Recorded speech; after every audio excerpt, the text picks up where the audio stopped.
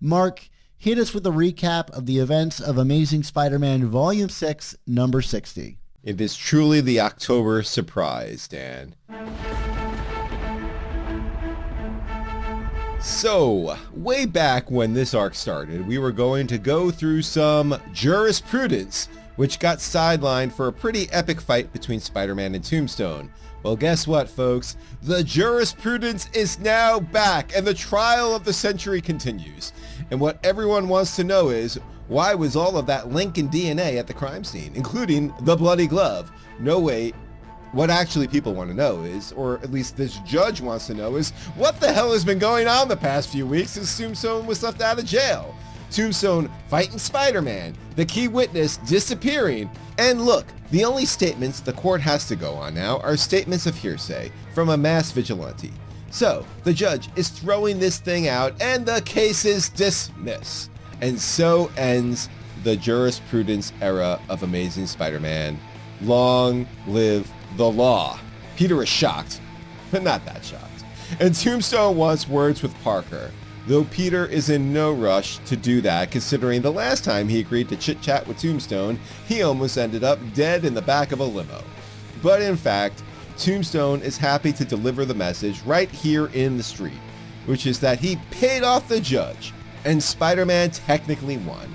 Sucker.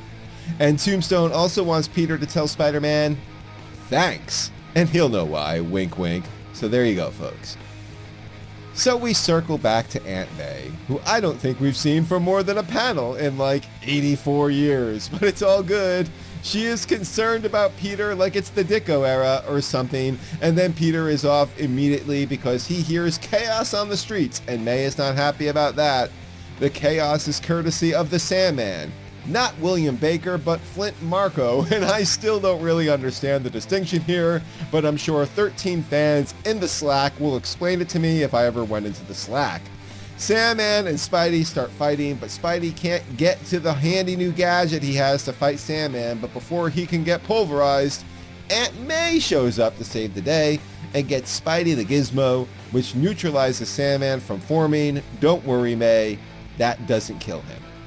May uses the confrontation to tell Spider-Man she's sick of him putting her nephew in danger, and to please just leave Peter alone.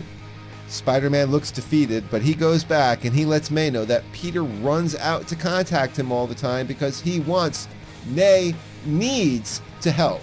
And May concedes that this trait seems to be part of that Parker DNA, and so she walks away. Back in Harlem, White Rabbit is leaving Tombstone for the whole ordering her to kill Janice thing, and she's taking Kareem with her. Back in Queens, Peter is catching up with May, letting her know what happened when he ran out to get Spider-Man, and she tells him to cut the ruse. That she knows he tells all these lies while he goes to cover up for the fact that he just wants to help people, and that Uncle Ben would be proud of that. So the two enjoy some chit-chat, and the sun sets on the Zeb Wells run.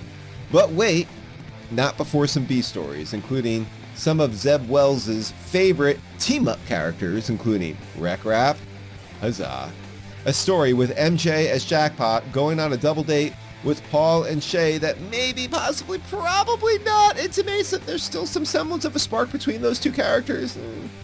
Also, a quick Spider-Man Wolverine encounter, and then a lingering story where we learn that Ben Reilly / Chasm is still gonna cause trouble for Spider-Man for the foreseeable future.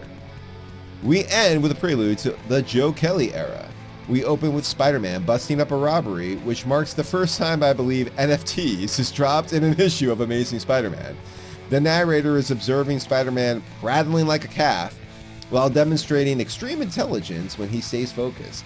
He noticed that Spider-Man engages in great suffering to battle superior foes, and then we learn the narrator is none other than Dr. Doom, and that Spider-Man will now serve as his champion of the Covenant and will die again and again and again in the 8 Deaths of Spider-Man. And that is issue 60 for you, Dan.